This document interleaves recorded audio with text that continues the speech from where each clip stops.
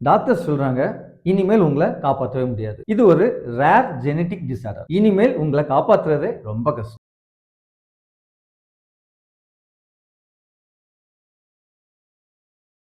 அமெரிக்காவில் 10 வயசான ஸ்காட் சிமன்சன் மற்றும் அவரோட தங்கச்சி, அவங்க பேரு கேட்டி. அந்த தங்கச்சிக்கு 6 வயசு. இவங்களோட வாழ்க்கை நல்லபடியா போயிட்டு இருந்த இந்த நேரத்துல ஒரு நாள் திடீர்னு இவங்க அப்பாவும் அம்மாவும் ஒரு கோரமான விபத்துல தவறி போயிடுறாங்க. இந்த செய்தியை இவங்க கேட்ட உடனே ரொம்பவே உடஞ்சு போயிடுறாங்க. இவங்களோட வாழ்க்கையே இடிஞ்சு போன ஒரு நிலைமையில இருக்காங்க. அப்பாவும் அம்மாவும் இல்ல, அனாதைகளா தெருவுல வந்து நிக்கிற இந்த நிலைமையில அவங்கள ஆதரவா பார்த்துக்கிட்டு இருக்கிறது அவங்களோட பாட்டி மட்டும்தான்.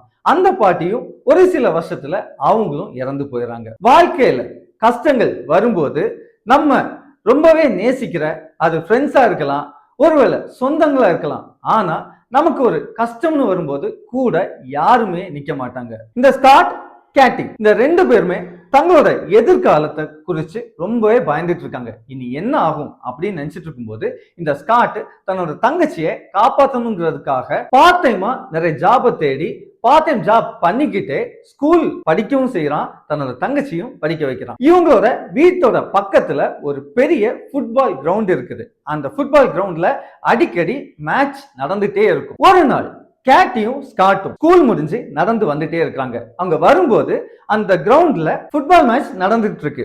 அதுல அவங்களோட ஹோம் டவுன் டீமுக்கும் ஆப்போனண்டா ஒரு பெரிய டீமுக்கும் அந்த ஃபுட்பால் மேட்ச் ரொம்ப இன்ட்ரெஸ்டிங்கா நடந்துட்டு இருக்கு. ரொம்ப மக்கள் கூட்டத்தையும் பார்த்து கேட்டி தன்னோட அண்ணன் கிட்ட சொல்றா, அண்ணா இந்த மேட்சை நம்ம போய் பார்ப்போம் வா அண்ணா அப்படின்னு சொல்லி தன்னோட அண்ணனோட கையை பிடிச்சி கூட்டிட்டே அந்த மேட்சை பார்க்க போறாங்க. 2 பேரும் அந்த மேட்சை ரொம்ப சந்தோஷமா பார்த்துட்டே இருக்கிறாங்க. அதை பார்த்த உடனே இந்த கேட்டிக்கு ஒரு மனசுல எல்லாமே ஒரு ஆர்வம் வருது. தன்னோட அண்ணன் ஒரு அழகான, ஒரு சூப்பரான, ஒரு ஃபேமஸான, ஒரு ஸ்டாரான ஒரு ஃபுட்பால் பிளேயரா வரணுங்கிறது தான் இந்த கேட்டியோட ஆசை. அப்படியே தூங்குறா.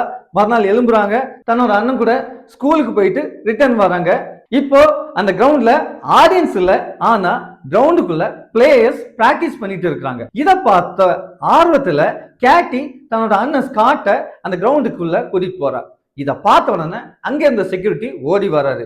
ஏய் தம்பி தங்கச்சி, நீங்க இங்க வரக்கூடாது, இங்க உங்களுக்கு அலோட் கிடையாது, இங்க ஒன்லி பிளேயர்ஸ் மட்டும் தான் அலோ அப்படின்னு சொல்லும் போது இந்த கேட்டிக்கு ரொம்ப கஷ்டமா போகுது. இதவே ஒரு சேலஞ்சா எடுத்து எப்படியாவது தன்னோட அண்ணன் இதே கிரவுண்ட்ல தன்னோட ஊர் மக்கள் முன்னாடி விளையாடி ஒரு பெரிய பிளேயரா ஆகி பார்க்கணும் அப்படிங்கிற ஒரு வைராக்கியத்துல தன்னோட அண்ணன் கிட்ட வந்து சொல்றா, அண்ணா நீ எப்படியாவது ஒரு ஃபுட்பால் பிளேயரா வரணும், இதே கிரவுண்ட்ல நீ நம்ம ஹோம் டவுனுக்காக நீ விளையாடணும், நேஷனல் பிளேயரா நீ வரணும், அதை நான் பார்க்கணும் அப்படின்னு சொல்லும்போது தன்னோட அண்ணனும் ஸ்காட்டும் இதை ஒரு சேலஞ்சா எடுத்துட்டு அவனும் ஃபுட்பால் மேல ஒரு இன்ட்ரெஸ்ட கொண்டு வர ஆரம்பிக்கிறான். ஒரு நாள் கேட்டி பிரஷ் பண்ணிட்டு இருக்கும்போது தன்னோட கம்ஸ்ல, பல் ஈறுகள்ல பிளட் வர்றத பாக்குறா. அதை பார்த்த உடனே கேட்டியும் ஸ்காட்டும் பயந்தே போயிடறாங்க. ஸ்காட் ரொம்ப பயந்து போய் பக்கத்துல இருக்க ஹாஸ்பிட்டல்ல தன்னோட தங்கச்சியை கூட்டிட்டு போறாங்க. டாக்டர்ஸ் கேட்டியோட பிளட் ரிப்போர்ட்ஸ் பாக்குறாங்க.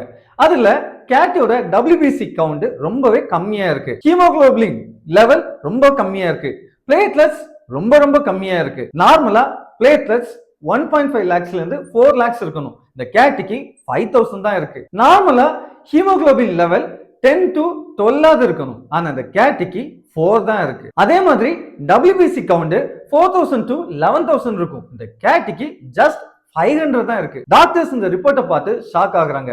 இப்போ ஸ்காட் கிட்ட சொல்றாங்க, உன்னோட தங்கச்சிக்கு ரேரான ஜெனடிக் டிசார்டர் இருக்கிற மாதிரி இருக்கு, இதை கன்ஃபார்ம் பண்ணணும்னா ஜெனடிக் டெஸ்ட் சென்ட் பண்ணணும், அதே மாதிரி போன் மேரோ எக்ஸாமினேஷன் பண்ணி பார்க்கணும். நம்மளோட பாடியில எல்லா விதமான இரத்த அணுக்களையும் WBC, HB, பிளேட்லெட்ஸ் எல்லாமே உற்பத்தி பண்றது போன் மேரோ தான்.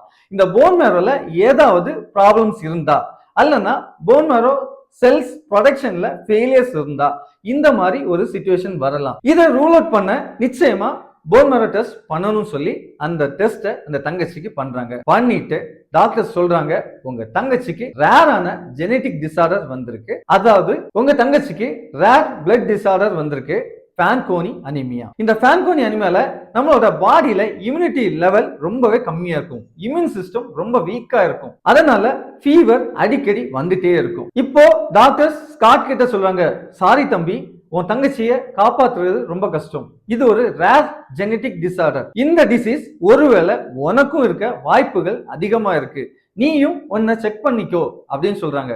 இந்த ஸ்காட்டுக்கு கையில காசு இல்ல, ட்ரீட்மெண்ட் பண்ண வசதி இல்ல, டாக்டர்ஸ் கிட்ட ரொம்பவே கெஞ்சி கேட்கிறான் தன்னோட தங்கச்சியை எப்படி காப்பாத்துறது, இந்த ஃபேன்கோனி அனிமியாவுக்கு சொல்யூஷன் தான் என்ன அப்படின்னு அப்பாவியா கேட்கிறான். அப்போ டாக்டர் சொல்றாங்க, இன்னும் அட்வான்ஸ் ட்ரீட்மெண்ட் எதுவுமே இல்லப்பா, ஒரே ஒரு ட்ரீட்மெண்ட் தான், சப்போர்ட்டிவ் கேர். ஒருவேளை உன்னோட தங்கச்சிக்கு ப்ளீடிங் இருக்கும்போது பிளட் ப்ராடக்ட்ஸை டிரான்ஸ்ஃபியூஷன் தான் பண்ணணும், ஆன்டிபயோட்டிக்ஸ், ஃபீவர் இருந்தா ஆன்டிபயோட்டிக்ஸ் போடணும், அதை தவிர இன்னும் எந்த ஒரு அட்வான்ஸ் ட்ரீட்மெண்ட்டும் இப்போ வரைக்கும் இல்ல அப்படின்னு சொல்றாங்க.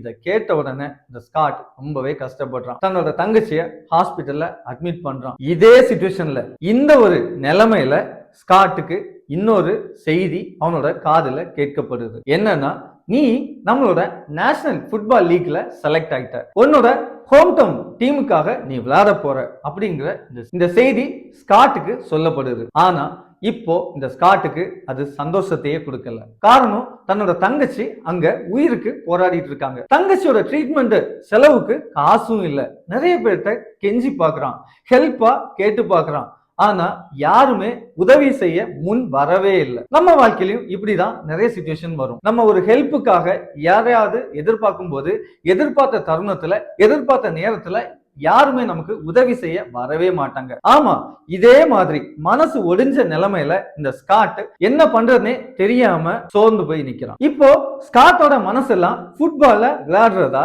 அல்லனா தன்னோட தங்கச்சியவே கூட இருந்து பாக்குறதா? ஆனா அவனுக்கு மனசுல ஒரே ஒரு விஷயம் என்னன்னா, இந்த ஃபுட்பால் மேட்ச்ல நான் கலந்துகிட்டா எனக்கு நிறைய ஸ்பான்சர்ஷிப் கிடைக்கும், நிறைய பணம் கிடைக்கும், அதை வச்சு தன்னோட தங்கச்சி கேட்டிய எப்படியாவது காப்பாத்திடலான்னு ஒரு நம்பிக்கையில ஃபுட்பால் விளையாடலான்னு முடிவெடுக்கிறான்.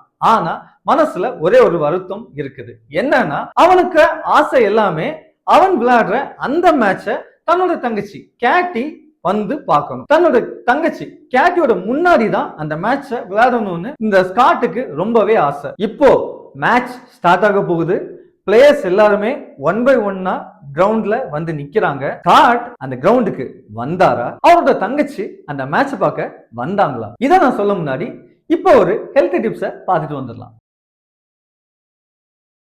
இன்னைக்கும் யாராவது ஃபேன்கோனி அனிமியானால, ஏப்ளாஸ்டிக் அனிமியானால அல்லனா பிளட் கேன்சர்னால பாதிக்கப்பட்டு இந்த வீடியோவை நீங்க பாக்குறீங்கன்னா, நீங்க கண்டிப்பா சுத்தமான மற்றும் பாதுகாப்பான உணவுகளை தான் நீங்க கண்டிப்பா சாப்பிடணும். அதிகமா வெப்பமே இல்லாத சூடு ஆறி போன உணவுகளை ஒரு நாளும் நீங்க சாப்பிடவே கூடாது. எந்த உணவு நீங்க சாப்பிடறதா இருந்தாலும் புதிதா சமைத்த உணவுகளை மட்டும்தான் நீங்க சாப்பிடணும். ஃபேன்கோனி அனிமியால ட்ரீட்மெண்ட்ல இருக்கும் போதோ அல்லனா இந்த நோயினால அஃபெக்ட் ஆன யாராவது இருக்கீங்கன்னா, அதிகப்படியான கூட்டம் நெரிசலான இருக்கக்கூடிய இடத்தை தவிர்க்கிறது ரொம்பவே நல்லது. கண்டிப்பா மாஸ்க் போட மறக்காதீங்க.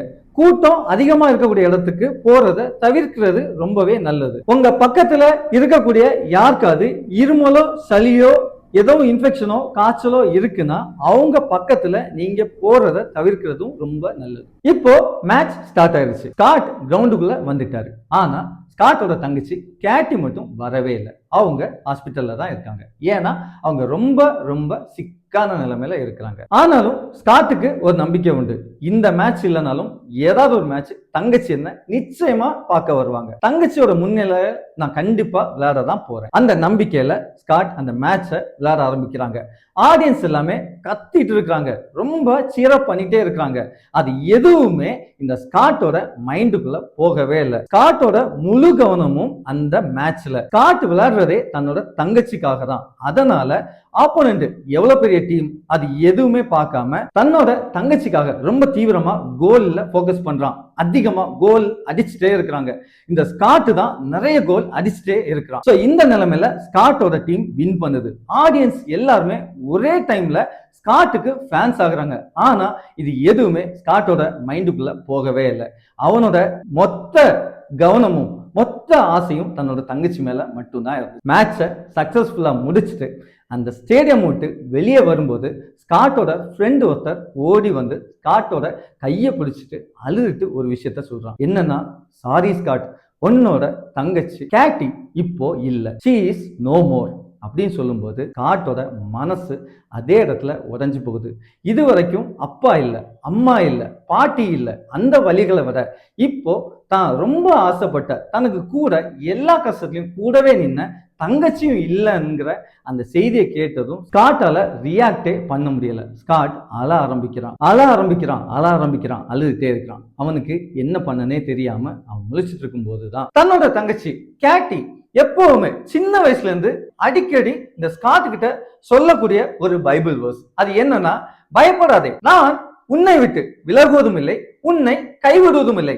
இந்த வேர்ஸ எப்பவுமே கேட்டி தன்னோட வாயில சொல்லிட்டே இருப்பா. இப்போ தங்கச்சி கேட்டி இல்ல, ஆனா அவ சொன்ன அந்த வார்த்தை இவன் காதுல கேட்டுட்டே இருக்கு. இப்போ வரைக்கும் தன்னோட தங்கச்சிக்காக அந்த ஃபுட்பால் பயணத்தை கண்டினியூ பண்ணிட்டே இருக்கிறான். இப்படியே கிட்டத்தட்ட 10 வருஷம் உருண்டு ஓடிடுச்சு. இந்த டைம்ல ஸ்காட் ஒரு நியூஸ கேள்விப்படுறாரு. அது என்னன்னா, ஃபான்கோனி அனிமியாவுக்கு மெடிக்கல்ல இப்போ ட்ரீட்மெண்ட் வந்தாச்சு. அட்வான்ஸ் ட்ரீட்மெண்டா போன் மேரோ டிரான்ஸ்பிளான்டேஷன் வந்திருக்கு அப்படிங்கிற ஒரு நியூஸை கேள்விப்படுறாரு. இதை கேள்விப்பட்ட உடனே இந்த ஸ்காட் மனசு இன்னும் உடையிறாரு. ஒருவேளை தன்னோட தங்கச்சி ஒரு 10 வருஷத்துக்கு முன்னாடி இந்த ட்ரீட்மெண்ட் வந்திருந்தா காப்பாத்திருக்கலாமே அப்படின்னு சொல்லி ஏங்கி அன்னைக்கும் ஒரு முறை கூட அழ ஆரம்பிக்கிறார். ஃபான்கோனி அனிமியா ஒரு 20-30 வருஷத்துக்கு முன்னாடி ட்ரீட்மெண்டே இல்லாம இருந்துச்சு. ஆனா இப்போ உள்ள நவீன இந்த காலத்துல நல்ல அட்வான்ஸ் ட்ரீட்மெண்ட் வந்தாச்சு. ஃபான்கோனி அனிமியாவோட ஒரு மெயின் ட்ரீட்மெண்டே போன் மேரோ டிரான்ஸ்பிளான்டேஷன் தான், எலும்பு மஞ்சை மாற்று சிகிச்சை. இந்த ட்ரீட்மெண்ட் மூலமா நிறைய குழந்தைகள் காப்பாற்றப்பட்டு இப்பவும் உயிரோடு இருக்கிறாங்க. இப்பவும் நிறைய பேர் டாக்டர்ஸா இருக்கிறவங்கள நான் என் கண்ணால பார்த்திருக்கேன். இப்பவும் நம்ம சேனலோட பெஸ்ட் மோட்டிவேஷன் கோட்ஸை நம்ம பார்க்கலாம். Champions are not only made in stadiums. Sometimes they are born in hospital rooms. சில சாம்பியன்கள் ஸ்டேடியம்ல மட்டும் பிறக்கிறது இல்லை, அவங்க ஹாஸ்பிட்டல் ரூம்ல கூட பிறக்கிறாங்க. உங்களோட வெற்றிக்கு பின்னாடி இதே போல யாராவது ஒரு கண்டிப்பா இருப்பாங்க.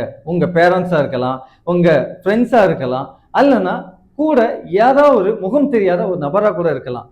அப்படி யாராவது இருந்தாங்கன்னா அதை நீங்க கண்டிப்பா எங்களோட கமெண்ட் செக்ஷன்ல எனக்கு நீங்க சொன்னீங்கன்னா அது எங்களுக்கு அடுத்த ஒரு வீடியோ போடுறதுக்கு எங்களுக்கு மோட்டிவேஷனலா இருக்கும். நம்ம சேனல்ல உங்களுக்காகவே ஒரு பெஸ்ட் ஈவெண்ட்டை நான் ஆட் பண்ணியிருக்கேன். நிறைய குழந்தைகள் என்கிட்ட வந்து அவங்க ட்ரீட்மெண்ட்ல இருக்கும்போது அவங்க ஹேண்ட்மேடா வரைஞ்ச ஓவியங்கள், ஆர்ட், கிராஃப்ட்ஸ் இதெல்லாமே என்கிட்ட கொடுத்துருக்காங்க. அதை என்கிட்ட காட்டி ரொம்ப ஹாப்பியா ஃபீல் பண்ணியிருக்காங்க.